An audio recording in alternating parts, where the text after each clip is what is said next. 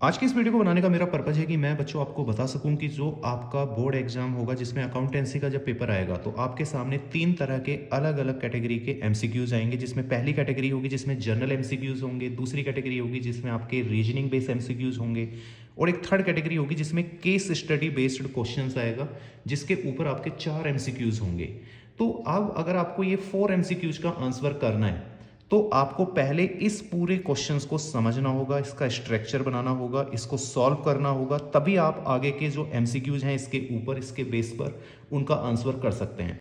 तो आज मैं आपको बताने की कोशिश करूंगा कि किस तरह से आपको केस स्टडी बेस्ड क्वेश्चंस को सॉल्व करना चाहिए, क्योंकि इसके ऊपर 4 एमसीक्यूज होते हैं हमारे 1 2 3 4। अच्छा खासा वेटेज इसका हमारे मार्क्स में होगा, तो हम नहीं चाहेंगे कि हमारा ये गलत हो जाए इस तरीके का क्वेश्चंस।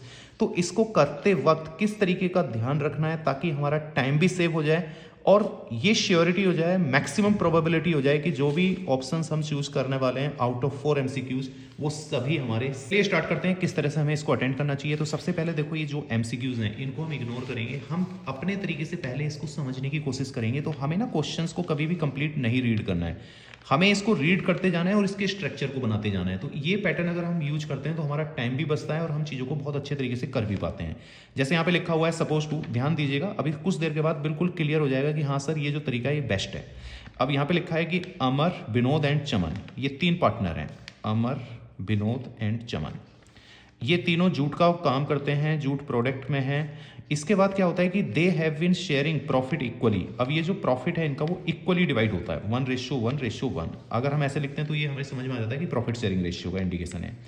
इसके बाद इसने बताया है यहाँ पर कि दे रिकॉन्स्टिट्यूटेड, फर्म को रिकॉन्स्टिट्यूट किया जाता है, the firm, the profit sharing ratio was changed. इनका जो एग्जिस्टिंग प्रॉफिट शेयरिंग रेशियो जो कि इक्वल था ये चेंज हो गया, 3:2:1, ये नया रेशियो आ गया। अब जब नया रेशियो आएगा तो फर्म रिकॉन्स्टिट्यूट होगी, we all are aware with this thing.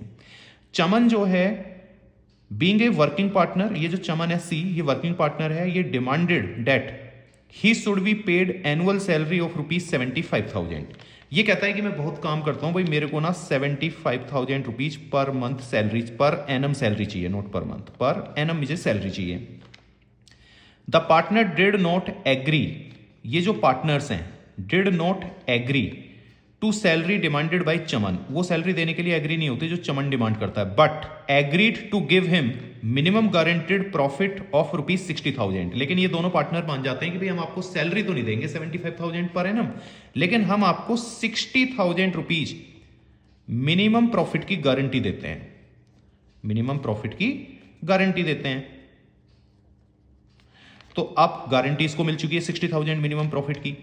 Their capital as on 1 अप्रैल 2020 वर 5 लाख, 4 लाख, 3 लाख। अब इसकी कैपिटल 5 लाख है, दूसरे पार्टनर की कैपिटल जो कि बी है, जिस विनोद, इसकी है 4 लाख रुपीज, और थर्ड पार्टनर जो कि चमन है इसकी कैपिटल है 3 लाख रुपीज।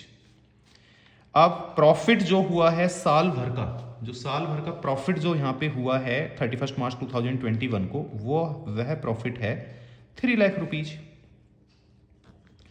तो अब आपको जो नीचे क्वेश्चंस जो एमसीक्यूज हैं उनका आंसर करना है। तो सबसे पहले हम एक बार समझ लेते हैं कि 3 पार्टनर हैं, तीनों का प्रॉफिट शेयरिंग रेशियो दे रखा है जो कि इक्वल है। नया प्रॉफिट शेयरिंग रेशियो आ गया 3:1। अब जब नया है तो फर्म रिकॉन्स्टिट्यूट हुई, सी ने बोला कि भाई अब मेरे को ना 75,000 सैलरी दीजिए पर एनम, लेकिन दोनों पार्टनर्स एग्री नहीं होते, ये कहते हैं कि भाई हम आपको सैलरी तो नहीं देंगे लेकिन हम आपको मिनिमम गारंटी देते हैं प्रॉफिट की 60,000 रुपीज की। अब जो 60,000 की अगर प्रॉफिट में कोई भी डेफिशिएंसी आती है तो उस डेफिशिएंसी को ए और बी कंपनसेट करेंगे किस रेशियो में, अपने एग्जिस्ट जो न्यू प्रॉफिट शेयरिंग रेशियो में 3:2 में, जैसा कि हमने बहुत सारे क्वेश्चंस पे प्रैक्टिस की थी, हमें पता होगा इस बारे में। अब इसके बाद जो है तीनों की कैपिटल दे रखी है, कोई इंटरेस्ट ऑन कैपिटल वगैरह दिया नहीं है। तो देखिए आगे बढ़ने से पहले आप एक काम करिए, इसका profit and loss appropriation account बना लीजिए। अब सपोज टू यहां पे आप वर्किंग नोट में profit and loss appropriation account बनाते हैं। तो यहां पर प्रॉफिट कितना है जो साल भर में इनके पास आया है, नेट प्रॉफिट 3 लाख रुपीज। तो कोई इंटरेस्ट ऑन ड्राइंग तो है नहीं देने के लिए, ना ही यहाँ पे इंटरेस्ट ऑन कैपिटल है, ना कोई सैलरी है। सैलरी क्योंकि इसने डिमांड की, इसको सैलरी दी नहीं गई, मतलब इसका मतलब इस सैलरी का कोई एक्सपेंसेस अभी क्रिएट नहीं हुआ है, केवल डिमांडेड था ये, तो ये हुआ ही नहीं, ये एक्सेप्ट ही नहीं हुआ, इसका मतलब सैलरी भी नहीं आएगा इधर, कमीशन वगैरह कुछ नहीं है। तो आप सीधे सीधे ये प्रॉफिट अब इन तीनों के पार्ट में डिवाइड कर दीजिए। तो यहाँ पे जो है net profit transfer to partners capital account, partners capital account. तो ये ए की कैपिटल में जाएगा, बी की कैपिटल में जाएगा और सी की कैपिटल में जाएगा। ए बी सी की कैपिटल में जब इस प्रॉफिट को जब आप डिवाइड करेंगे तो किस रेशियो में करेंगे, न्यू रेशियो में करेंगे। तो 3:1, तो ये 6 पॉइंट टोटल है, 6 पॉइंट में 3 पॉइंट इसका मतलब हाफ, तो 1,50,000 तो इसके पास आ गया। दूसरे वाले पार्टनर्स के पास कितना प्रॉफिट आएगा, इसके पास आएगा 1 लाख रुपीज, और तीसरे पार्टनर के पास सी के पास कितना आएगा 50,000। लेकिन अगर हम यहां पे देखते हैं तो प्रॉफिट तो भाई हमें बच्चों इसको 60,000 करना है, इसको तो 50,000 ही दिख रहा है, वो तो हमें 60,000 ही करना पड़ेगा। तो इसका मतलब 10,000 की डेफिशिएंसी है, 10,000 की डेफिशिएंसी ये पार्टनर पूरा करेंगे क्योंकि इन्होंने एग्रीमेंट में लिखा हुआ है। तो अब ये किस रेशियो में करेंगे, 3:2 में करेंगे। तो 10,000 को अगर आप इस रेशियो में बांटते हैं तो 6,000 ये देगा और 4,000 ये देगा। 10,000 को आप 3:2 में डिवाइड करिए तो 6,000 और 4,000 ही आएगा। तो 6,000 इसका हम कम कर देंगे तो 1,44,000 इसका फाइनल प्रॉफिट बनेगा और 4,000 सेकंड वाले के यहाँ से कम हो जाएगा, तो इसका बनेगा यहाँ पर 96,000, और ये 6,000 इसका इधर प्लस हो गया 50 में, और 4,000 इस वाले पार्टनर का, सेकंड वाले पार्टनर का प्लस हो गया। तो कुल मिला के इसका हो गया 60,000। तो ये तो चलो हमने एक तरीके से क्वेश्चंस को भी समझ लिया, एक नॉर्मल सा हमने profit and loss appropriation account भी बना लिया। अब हम यहाँ पे दिमाग लगा सकते हैं एक एक इस पर ऑप्शंस पर। पहला है answer the following question on the basis of above. What will be the partner profit share if Chaman share of profit is guaranteed at 60,000। कि भाई तीनों पार्टनर्स का प्रॉफिट क्या होगा अगर चमन के प्रॉफिट की गारंटी 60,000 है। 60,000 है तो तीनों का जो प्रॉफिट होगा वो होगा 144, क्योंकि 10,000 की डेफिशिएंसी इन दोनों ने पूरी कर दी है 3:2 में। तो 144, 96,000 और 60,000। तो आप अगर यहाँ देखते हैं तो 144, 96, 60 मतलब थाउजेंड्स में, ये डी जो ऑप्शन है ये यहाँ पे करेक्ट माना जाएगा। उसी तरीके से आप अगर अब सेकंड वाले को देखते हैं कि what will be the partner profit share if deficiency in Chaman's profit share is to be borne by Amar and Vinod in the ratio 4:1। तो ये तो हम ओरल कर सकते हैं। यहाँ पे बोला जा रहा है कि जो भी डेफिशिएंसी चमन के केस में आती है जो कि 10,000 है, क्योंकि इसका प्रॉफिट बनता है 50,000, जबकि एक्चुअल में इसको मिलना कितना चाहिए एज पर गारंटी 60,000। तो 10,000 की डेफिशिएंसी को ये इस रेशियो में, जो इनका नया रेशियो है उसमें कंपनसेट नहीं करते, बल्कि उसको किस रेशियो में कंपनसेट करते हैं, बियर करते हैं, सेकंड वाले में लिखा हुआ है 4:1 में। तो 10,000 को अगर आप 4:1 में डिवाइड करते हैं तो इंटू 4 डिवाइडेड बाई 5 और इंटू 1 डिवाइडेड बाई 5, तो एक होगा 8,000 और दूसरा होगा 2,000। तो 8,000 एंड 2,000 ये बियरिंग होगी। तो उस केस में 150 में से अगर 8,000 माइनस करेंगे, क्योंकि अब 8,000 इसको देना पड़ गया ना 4:1 में, तो इसके हिस्से में जो प्रॉफिट आएगा वो आएगा 142, और 2,000 ये कम करेगा 1 लाख में से, क्योंकि इसको 2,000 दूसरे वाले के ऊपर आया, तो इसका बचता है 98,000। तो इस तरह से 8 और 2 करके इसको पूरा 60 हो जाएगा। तो यहाँ पे अगर आप देखते हैं तो अब ये पूछता है यहाँ पर कि उसके बाद इन तीनों का प्रॉफिट कितना कितना होगा। तो 142, 98 और 60, तो इसका आंसर होगा बी। इसका आंसर होगा बी, 142, 98 और 60। इसी तरीके से तीसरा एमसीक्यू में क्या है कि what will B partners profit share if Chaman share of profit is guaranteed bye Amar personally. यहाँ पे क्या है कि जो चमन का प्रॉफिट में अगर कोई भी डेफिशिएंसी आती है तो पूरी की पूरी गारंटी किसने ली है, अमन ने लिए। तो अमन के प्रॉफिट से वो डेफिशिएंसी कंपनसेट की जाएगी। तो ऑब्वियसली डेफिशिएंसी 10,000 है जो कि अभी हमने निकाला था, तो 10,000 इसके जर्नल प्रॉफिट से, जो रेगुलर प्रॉफिट इसका बन रहा था उसमें से कम कर दिया जाएगा, क्योंकि वो इसको कंपनसेट करने में यूज हो जाएगा। तो इसका जर्नल प्रॉफिट आया था 150 जब हमने शुरू में किया था, तो 150 में से 10 गया तो 140,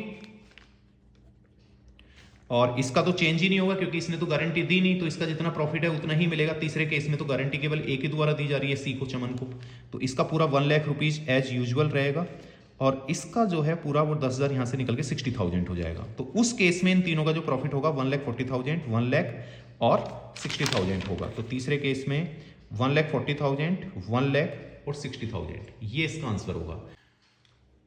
फोर्थ नंबर जो केस है ये काफ़ी इंपॉर्टेंट है। यहाँ पर इसमें लिखा हुआ है कि what will B partners profit share, कि किस पार्टनर के हिस्से में कितना प्रॉफिट आएगा, लेकिन हमें गारंटेड प्रॉफिट चमन को देने से पहले हमें जो नॉर्मल प्रॉफिट है उसमें से इंटरेस्ट ऑन कैपिटल 6% पहले सबका एडजस्ट करना है, देन उसके बाद बचा हुआ प्रॉफिट पहले तीनों पार्टनर को देंगे और फिर उसके बाद डेफिशिएंसी जो मतलब 60,000 के अगेंस्ट आती है सी के केस में, चमन के केस में, उसको एडजस्ट करना है। तो पहले ना आपको एक और वर्किंग नोट के तौर पर यहाँ पर इस तरीके से ये प्रॉपर यहाँ पे एक profit and loss appropriation account बनाना है। देखिए यहाँ पे 3 लाख रुपए प्रॉफिट था, यस 3 लाख रुपए प्रॉफिट था सर, हमने पढ़ा था बहुत अच्छे तरीके से कि हाँ 3 लाख रुपए यहाँ पे प्रॉफिट था। उसके बाद क्या हुआ कि आपने फिर देखो तीनों को इंटरेस्ट ऑन कैपिटल तीनों को डिस्ट्रीब्यूट कर दिया, जो कि इस क्वेश्चन में इस केस में स्पेसिफिकली दिया गया है कि तीनों की कैपिटल पे वो 6% देना है। तो तीनों की कैपिटल यहाँ पे अगर देखेंगे तो आपको मैं फिर से दिखा देता हूँ, 5 लाख रुपीज़, 4 लाख रुपीज़ और 3 लाख रुपीज़ दे रखी है। तो इसका 30,000 बनेगा इंटरेस्ट ऑन कैपिटल, 24,000, 18,000, तो ये कुल मिला के जो है ना ये आपका 72,000 हो गया। 72,000 इस प्रॉफिट में से एडजस्ट करने के बाद जो प्रॉफिट बचेगा उस प्रॉफिट को जो है आप इन तीनों पार्टनर्स में डिवाइड कर देंगे, तीनों में ए बी सी, अमन, विनोद और चमन के अंदर। तो ये जो प्रॉफिट डिस्ट्रीब्यूट होगा, बाकी का बचा हुआ प्रॉफिट, ये आप किस रेशियो में डिस्ट्रीब्यूट करेंगे, जो कि इनका न्यू रेशियो होगा 3:1। 3:1 में आपने डिस्ट्रीब्यूट कर दिया 1,14,000, 76,000 और 38,000। लेकिन इसके केस में गारंटी क्या है कि इसको तो कितना मिलना चाहिए, 60,000 मिलना चाहिए। तो अब 60,000 अगर इसको मिलना है तो डेफिशिएंसी कितनी आ रही है, 22,000 की आ रही है। इस डेफिशिएंसी को कौन पूरा करेगा, ए और बी पूरा करेंगे। तो यहाँ पे जो 22,000 की डेफिशिएंसी है वो डेफिशिएंसी कंपनसेट करेंगे ए और बी। तो ये किस रेशियो में करेंगे, जो इनका न्यू प्रॉफिट शेयरिंग रेशियो है उसी में, जो कि है 3:2:1। तो 3:2 इन दोनों का है, तो 3:2 में ही करेंगे। तो 3:2 में जब 22,000 को ए कंपनसेट करता है तो इसके हिस्से में जो कंपनसेट करने के लिए डेफिशिएंसी आती है वो आती है 13,200, और बी के हिस्से में जो 3:2 के हिसाब से जब इस डेफिशिएंसी को पूरा किया जाता है तो इसके हिस्से में डेफिशिएंसी आती है कंपनसेट करने के लिए, यहाँ पर अगर हम इसको कैलकुलेट करते हैं तो 88,000। इसके बाद फाइनली ये दोनों अमाउंट प्लस करने के बाद 22,000 होते हैं, वो इसको दे दिए जाएंगे। तो इसका टॉपअप होने के बाद ये 60,000 कंप्लीट हो गया। लेकिन इन एक्चुअल इसके हिस्से में कितना पैसा आएगा, इसको हम कैलकुलेट कर लेते हैं। तो ये हम कैलकुलेट कर लेते हैं इस तरह से, 1,14,000 माइनस 13,200, तो 1,08,000। और दूसरे वाले बी के हिस्से में, विनोद के हिस्से में कितना आएगा, यहाँ पर है 76,000 माइनस 8,800, 67,200। तो इस तरह से 1 2 3, अमन 1,08,000, विनोद 62,200 और जो चमन है 60,000। तो अमन नहीं है, अमर है एक्चुअल में वो, कोई बात नहीं, अमर, विनोद, चमन। तो आपको ये आंसर अब मिलना चाहिए केस 4 के अंदर यहाँ पर।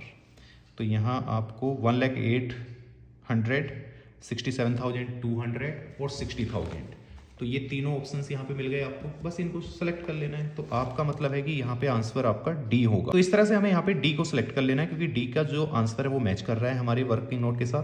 तो मैंने आपको क्या बताया, सबसे पहले क्वेश्चंस को जब आप पढ़ते हैं तो आप सबसे पहले इसका स्ट्रक्चर बनाइए। स्ट्रक्चर बनाने के बाद जो एक जर्नल, जो एक नॉर्मल जो पैटर्न है उस पर इसको सॉल्व करिए। उस पैटर्न में थोड़े बहुत चेंजेस कराएगा और उसके हिसाब से अपना दिमाग लगाकर रीजनिंग करके, केस स्टडी को थोड़ा सा मॉडिफाइड करके, फिर इस गिवन कंडीशंस के हिसाब से उसको थोड़ा सा हल्का सा चेंज करके आपको अपने आंसर्स को निकालना है।